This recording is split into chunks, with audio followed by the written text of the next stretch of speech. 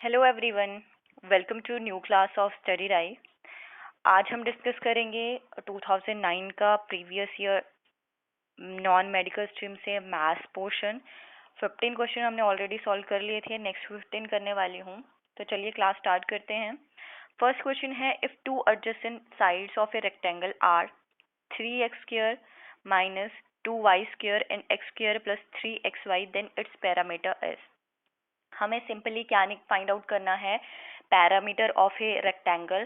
Parameter क्या होता है? Sum of all sides of a figure. तो यहाँ पे रेक्टेंगल के केस में कितनी साइड्स होती हैं? 4 साइड्स होती हैं, जिसमें लेंथ आमने सामने की भुजाएं जो हैं वो बराबर होती हैं, तो हम बोल सकते हैं 2l प्लस 2b। 2 बार लेंथ आ गया, 2 बार आमने सामने से ब्रेड्थ आ गया, ठीक है। एंड 2l प्लस b, ये क्या आ जाएगा? पैरामीटर ऑफ ए रेक्टेंगल का फॉर्मूला आ जाएगा। दोनों साइड्स हमारे पास गिवन है। एल की वैल्यू जैसे मान लो यहाँ पर गिवन है 3x² minus 2y² and breadth जो है वो गिवन है x² प्लस 3xy, ठीक है। अब सिंपली आपने वैल्यूज पुट करनी है इस फॉर्मूला में और आपके पास आंसर आ जाएगा, ठीक है। तो यहाँ पे जो राइट आंसर आएगा वो रहेगा ए। बाकी आप फाइंड आउट कर लेना, फॉर्मूला यही है, जो भी आंसर निकलेगा वही आपका राइट आंसर होगा। नेक्स्ट क्वेश्चन है, 75% of students in a class passed an exam. If 2 more students had passed the exam, 80% would have been successful. Then total number of students in the class are। हमें total number of students find out करने हैं। 75% पास होते हैं, इसका मतलब क्या हुआ? 20% क्या हो जाते हैं? फेल हो जाते हैं, 25%। और अगर 75% में 2 और जुड़ जाता है तो वो कितना बन जाता है? 80% बन जाता है। और यहाँ से हम 2 की वैल्यू निकाल सकते हैं। 80% minus 75% is equal to 2, means 5% किसके बराबर आ गया? 2 के बराबर आ गया, ठीक है। तो अगर 5% है 2 के बराबर, 1% किसके बराबर आ जाएगा? 2/5% के बराबर। और इसी तरह 100% किसके बराबर आ जाएगा? 2/5 इंटू 100 के बराबर, ठीक है। और यहाँ से हमारे पास वैल्यू आ गई total number of students in the class. So A is the right answer. Next question है, इन द गिवन फिगर दी गई है जहाँ पी ए की वैल्यू, मतलब ये वाली जो चीज़ है इसकी 12 सेंटीमीटर वैल्यू दी गई है। बी क्यू की वैल्यू इसकी 14 दी गई है एंड सी आर की वैल्यू 16 दी गई है, ठीक है, यहाँ तक। तो अब आपको पता होगा कि अगर ए पी किसके सॉरी क्यू बी अगर 14 के बराबर है तो क्यू ए भी किसके बराबर होगा? 14 के बराबर। ए पी अगर 12 के बराबर है, पी सी भी किसके बराबर होगा? 12। वैसे ही क्यू आर किसके बराबर हो जाएगा? सी आर के बराबर 16 के बराबर, ठीक है। अब सिंपली हमने क्या फाइंड आउट कर लेना है?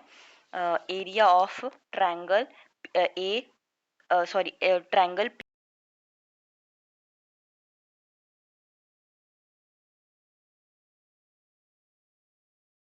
ए plus B plus C upon 2। ये सारा ए मान लो, बी मान लो एंड सी मान लो, ठीक है। जब इसकी वैल्यू आ जाएगी देन एरिया आ जाएगा। एरिया की वैल्यू आ जाएगी under root S minus A S minus B into S minus C. इस तरह आपको वैल्यू फाइंड आउट करनी है और आपके पास राइट आंसर आ जाएगा 336 के बराबर, ठीक है। आप खुद इसे निकाल के देख लेना, अदरवाइज बहुत लेंथी हो जाएगा। नेक्स्ट है, the perimeter of a rectangular field is 4/5 kilometre. If the length of the field is thrice its width, then the area of rectangular field is. हमें एरिया निकालना है रेक्टेंगुलर फील्ड का, जहाँ पे हमें पैरामीटर गिवन है। Parameter कितना दिया गया है? Parameter is equal to 4/5 kilometre. अब मैंने जैसे स्टार्टिंग पहले वाले ये क्वेश्चन में हमने डिस्कस किया कि पैरामीटर क्या हो जाएगा? टोटल सम, ठीक है। तो यहाँ पे जो लेंथ है वो length of the field is thrice its width. तो मान लो जैसे लेंथ अगर x मान ली, या विड्थ हमने x मान ली और वो किसके थ्राइस हो गई विड्थ के 3x। ये दो हमारे पास साइड्स आ गई लेंथ एंड ब्रेड्थ। और एक इनका पैरामीटर सम जो है वो किसके बराबर आ जाता है 4/5। अब रेक्टेंगुलर के केस में 4 साइड्स होती हैं तो इंटू 2 कर देते हैं। ठीक है, ये क्या बन गया 2x plus 6x means 8x बन गया इज इक्वल टू 4/5। अब ये जो 4/5 है ये हमारे पास किलोमीटर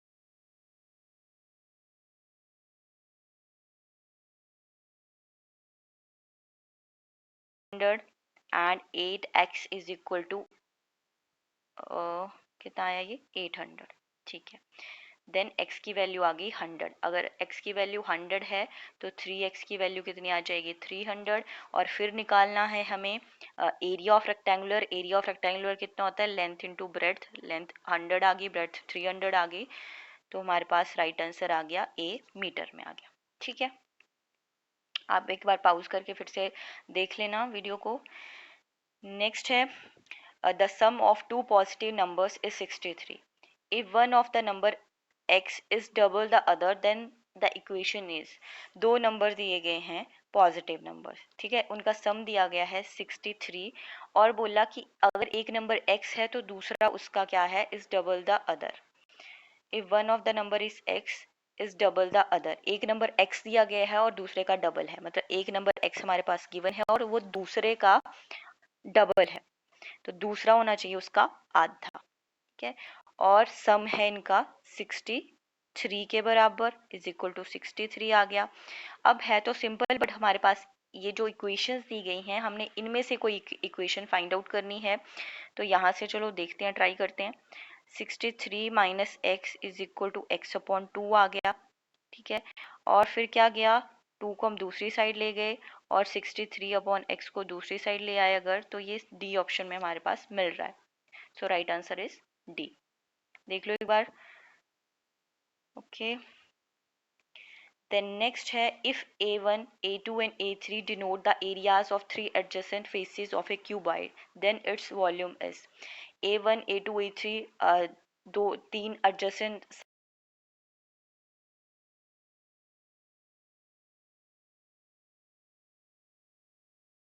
आ गई, विड्थ आ गई a2 a3 आ गई हाइट, और यही हमारा आंसर आ गया। So A is the right answer. Next है the value of m for which. हमें यहाँ m की वैल्यू फाइंड आउट करनी है ये चीज़, तो उसके लिए हमें क्या करना पड़ेगा, इस इक्वेशन को सॉल्व करना पड़ेगा। इस इक्वेशन को सॉल्व करने के लिए बाहर से हम शुरू करेंगे। ये कितना आ गया नेगेटिव नेगेटिव पॉजिटिव 1/12 आ गया। देन अंदर कितना है -2 से फिर से मल्टीप्लाई कर दिया, ये आ गया -1/6 के बराबर। देन 1/7⁻², और इसकी पावर कितने आ गया -1/6। अब इसको भी ऊपर ले जाएं अगर, 3 आ गया नेगेटिव नेगेटिव पॉजिटिव 7⁻1/3, और यहाँ पे is equal to m। m किसके बराबर होगा 1/3 के बराबर। अब ऑप्शन में नहीं है, होना चाहिए। अब ऐसे क्वेश्चन के केस में अब आप पता नहीं आप प्रिंट में गलत है या एग्जामिनर ने गलत दिया है, तो आप कोई भी एक आंसर चूज कर सकते हो। ऐसे केसेस में आपको ग्रेस मार्क्स मिल जाते हैं, बट मेथड वही है जो मैंने बताया। नेक्स्ट है the value of cos 15 degree is. cos 15 degree की वैल्यू निकालनी है, तो cos 15 की वैल्यू या तो आपको याद हो, अगर याद नहीं है तो किस तरह निकालना होता है, cos 45 डिग्री माइनस 30 डिग्री किसके बराबर हो जाता है cos 15 के बराबर, और ये फॉर्मूला बन गया cos a माइनस b के बराबर। अब इसके लिए आपको क्या आना चाहिए, फॉर्मूला आना चाहिए cos a माइनस b का, जो कितना होता है cos a cos b plus sine a sine b। अब a क्या है यहाँ पे 45 डिग्री है, b कितना है 30 डिग्री। आपको सिंपली cos 45 की वैल्यू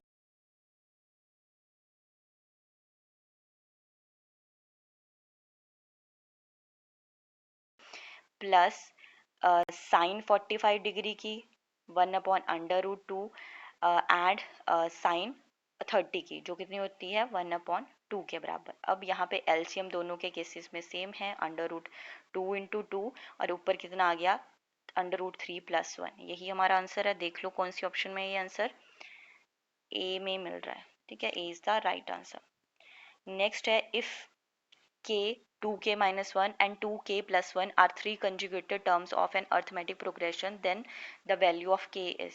अब अगर यहाँ पे आपको थोड़ा वीडियो क्लियर नहीं दिख रहा होगा क्वेश्चन, तो आप 2019 का क्वेश्चन पेपर है उसे अगर आपके पास होगा या प्रीवियस ईयर आपके पास होंगे वहाँ से देख सकते हो, बाकी सॉल्यूशन तो आपको दिख ही रहे होंगे। अब हमारे पास यहाँ तीन कंजुगेटेड टर्म्स दी गई हैं, ये एपी की टर्म्स हैं और हमें के की वैल्यू फाइंड आउट करनी है। तो एपी के केस में क्या होता है, डिफरेंस सेम होता है। तो पहली टर्म के है, दूसरी 2k-1 है, तीसरी है 2k+1। अगर कॉमन डिफरेंस फाइंड आउट करना हो तो हम कैसे निकाल लेंगे, 2k-1 minus k is equal to common difference. ये कितना आ गया, k-1। दूसरे केस में फिर से common difference 2k+1 minus 2k, अब माइनस माइनस यहाँ पे प्लस हो गया एंड ये cancel out is equal to 2। ये एक कॉमन डिफरेंस आ गया, ये दूसरा आ गया। अब ये दोनों इक्वेशन 1 और इक्वेशन 2 क्या होनी चाहिए, सेम होनी चाहिए, मतलब कॉमन डिफरेंस सेम होना चाहिए, तभी क्या होगा हमारे पास, वो एक अर्थमेटिक प्रोग्रेशन होगा, एपी होगा। तो यहाँ पे के की वैल्यू कितनी आ गई, 3 आ गई। 3 इज द राइट आंसर। ठीक है, लग गया पता, फिर से देख लो इसे। ओके, इस तरह करना है, कॉमन डिफरेंस निकालना है सिंपली और दोनों इक्वेशंस को इक्वल रख देना है और के की वैल्यू आ जाएगी। नेक्स्ट है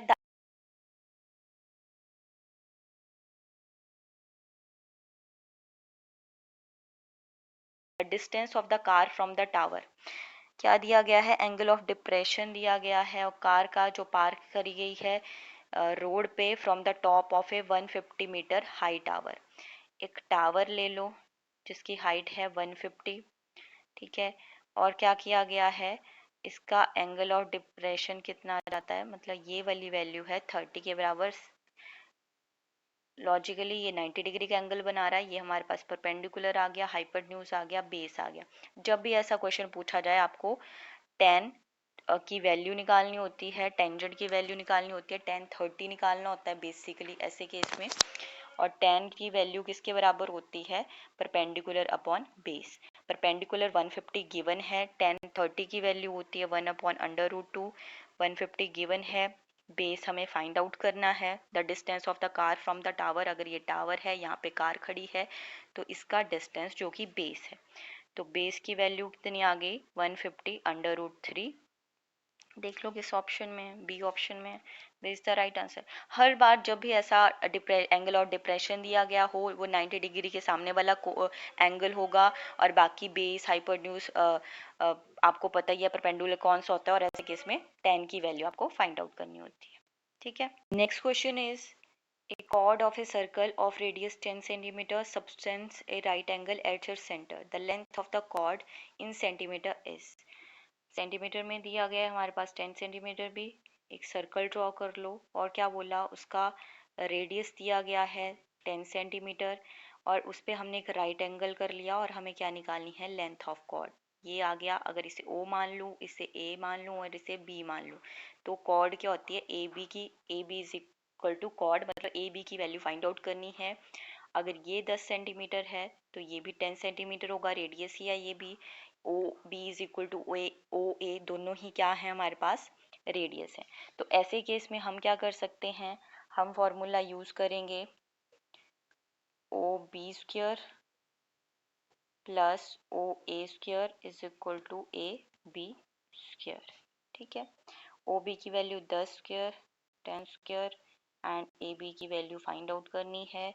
ये कितना आ गया हमारे पास, 100 + 100 200, और ये स्क्वायर इधर ले आए, ए बी की वैल्यू √। अब यहाँ से हम दो बाहर, सॉरी 10 बाहर आ गया एंड अंडर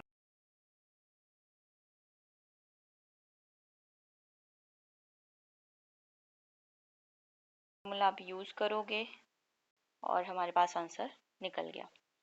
नेक्स्ट क्वेश्चन है, if the diameter of the base of a right circular cylinder is equal to its height h, then its whole surface area is.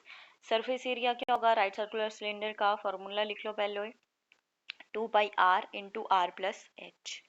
ठीक है। अब यहाँ पे डायमीटर दिया है किसके बराबर, हाइट के बराबर। डायमीटर को डी से अगर डिनोट करें वो कितना होता है, double of radius is equal to H.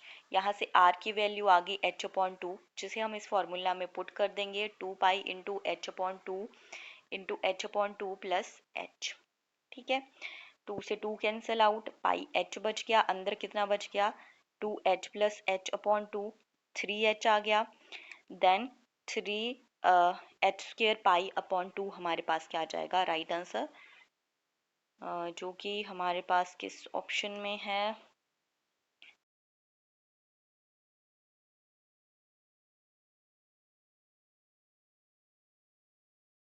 एक बार कंफर्म कर लिया करो। नेक्स्ट है 3 prime numbers between 50 and 100 whose unit digit is 3r।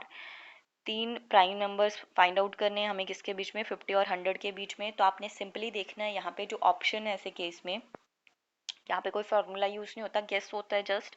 आप देखोगे कि कौन सा प्राइम नंबर नहीं है। जैसे फर्स्ट ऑप्शन अगर देखें, 53 क्या है, एक प्राइम नंबर है, 73 एक प्राइम नंबर है, बट 63 प्राइम नंबर नहीं है। ठीक है, 63 1 और 63 के अलावा बाकी नंबर से भी डिवाइड होता है। तो जिन भी ऑप्शन में अब 63 है, इसमें ये भी नहीं हो सकता, इसमें भी नहीं हो सकता, डी ऑप्शन ही बचता है जिसमें सारे के सारे हमारे पास क्या हैं, प्राइम नंबर हैं। तो इस लॉजिक से हमारा राइट आंसर आ जाएगा डी। बस इस तरह ये आपने एक तुक्का ही लगाना है, बाकी कुछ यूज नहीं करना है फॉर्मूला।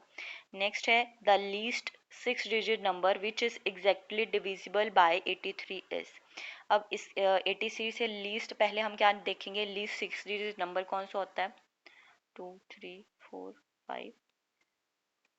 ठीक है, 6 ये आ गया हमारे पास लिस्ट 6 डिजिट नंबर। हम इसे किससे डिवाइड कर देंगे, 83 से। और जो भी हमारे पास रिमाइंडर बचेगा, अगर इसे आप डिवाइड करते हो तो हमारे पास रिमाइंडर आता है 68। अब जो रिमाइंडर आता है उसे 83 से क्या कर देना है, माइनस कर देना है। ये आ जाएगा 9 10 11 12 13, हमारे पास आ जाएगा ये 15।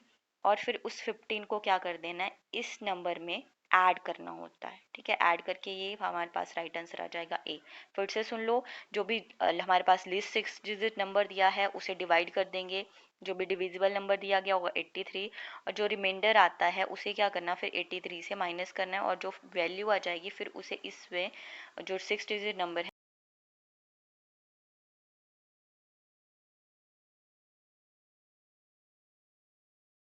दिया गया है, और हमें फाइंड आउट करना है angle A B D. A B D angle कौन सा है, ये आ गया, ये वाला एंगल मान लो x, ये हमें फाइंड आउट करना है।